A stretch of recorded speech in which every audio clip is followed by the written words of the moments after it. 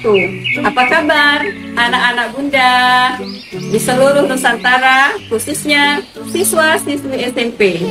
Berjumpa kembali dengan Bunda Eni dalam mata pelajaran ilmu pengetahuan alam. Untuk pembelajaran kali ini, sebelum kita memulainya, marilah sama-sama kita ingat materi yang lalu. Apa ya materi yang lalu? Ya, benar sekali kamu. Materi yang lalu yang sudah kita pelajari adalah tentang energi dalam kehidupan. Untuk kali ini, materi yang akan kita pelajari ada hubungannya dengan materi pada pertemuan yang lalu. Nah, sebelum kita masuk kepada materi yang baru ini, marilah sama-sama kita amati tayangan slide berikut ini. Everybody hurts sometimes, everybody hurts someday, yeah. But everything will be alright. Go with your voice and say. Pada foto-foto di slide tadi, ada gambar apa saja ya yang kalian amati? Ada gambar tumbuhan, ada gambar kucing mewakili hewan, ada sekelompok manusia. Kira-kira materi apa ya yang akan kita pelajari hari ini? Materi hari ini yang akan kita pelajari yaitu tentang sel. Dan tujuan pembelajaran kita yang ingin kita capai adalah yang pertama, 1. Siswa dapat memahami pengertian dari sel. Yang kedua, siswa dapat menyebutkan macam-macam sel dan perbedaannya. Agar pembelajaran kita kali ini dapat lebih jelas, marilah sama-sama anak-anak Bunda menyimak tayangan slide berikut ini. Ikhtisar tentang sel. Pengertian sel. Sel adalah kumpulan materi paling sederhana yang dapat hidup dan merupakan unit penyusun semua makhluk hidup. Robert Hooke adalah seorang penemu ahli kimia dan matematika, juga arsitek serta filsuf. Ia orang pertama sekali menemukan mikroskop dan dia juga yang pertama sekali menemukan sel. Berdasarkan susunan sel, organisme dibagi menjadi dua. 1. Organisme uniseluler. 2. Organisme multiseluler. Organisme uniseluler adalah organisme yang tersusun atas sel tunggal, contohnya bakteri dan amoeba. Sedangkan organisme multiseluler adalah organisme yang tersusun dari banyak sel, contohnya manusia, hewan, dan tumbuh-tumbuhan. Berdasarkan struktur dan fungsi sel, organisme dibagi menjadi dua, yaitu 1. Prokariota, 2. Eukariota. Prokariota adalah organisme yang memiliki sel prokariotik, sedangkan eukariota adalah organisme yang memiliki sel eukariotik.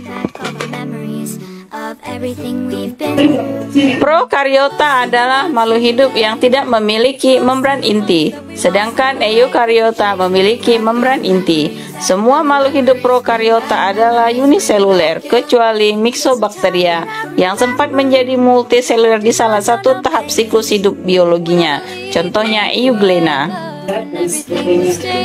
Sel eukariotik adalah sel multiseluler yang terdapat pada makhluk hidup, tumbuh-tumbuhan, hewan, dan manusia. Sel eukariotik adalah sel yang memiliki membran inti sebagai pembungkus inti sel atau nukleus. Berikut ini adalah penampang sel eukariotik. Sebagai contohnya sel hewan dan sel tumbuhan. Kedua sel ini memiliki kesamaan dan perbedaan.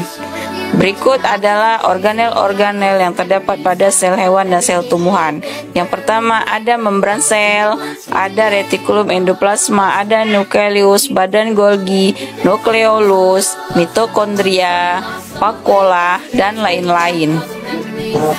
Persamaan sel hewan dan sel tumbuhan.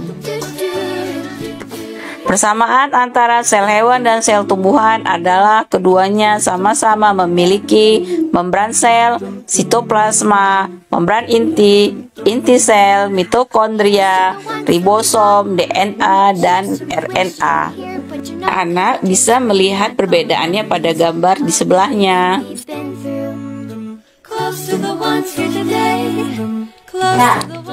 Perbedaan sel hewan dan sel tumbuhan. Perbedaan antara sel tumbuhan dan sel hewan adalah sel tumbuhan umumnya lebih besar. Sel tumbuhan memiliki struktur yang tidak ada di sel hewan, yaitu yang pertama ada kloroplas, yang kedua dinding sel, yang ketiga vakuola. Anak-anak, agar lebih paham, amati gambar di sebelah teks ini.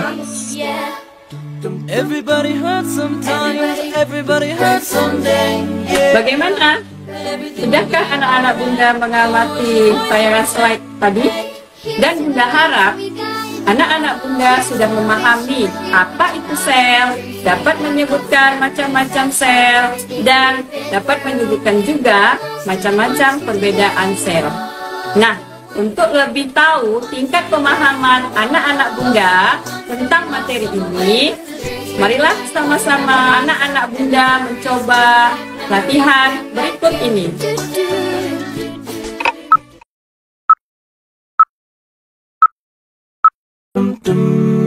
Bagaimana latihan yang barusan anak-anak Bunda coba?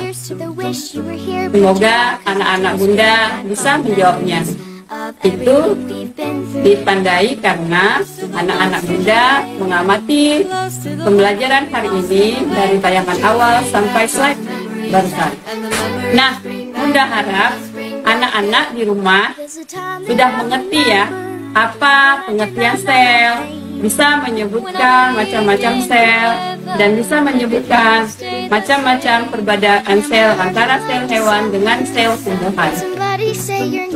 Berhubung waktu pembelajaran kita tinggal sedikit lagi untuk mengakhirinya, sebelumnya Bunda ingin menyampaikan 3M. Yang pertama, menggunakan masker, yang kedua menjaga jarak, yang ketiga mencuci tangan. Jangan lupa itu selalu diterapkan protokol kesehatannya. Kemudian jikalau Bunda ada salah dalam memberikan materi ini, Bunda mohon maaf, karena yang namanya kesempurnaan itu hanya milik Allah dan kekurangan hanya milik Bunda. Bunda akhiri, wassalamualaikum warahmatullahi wabarakatuh.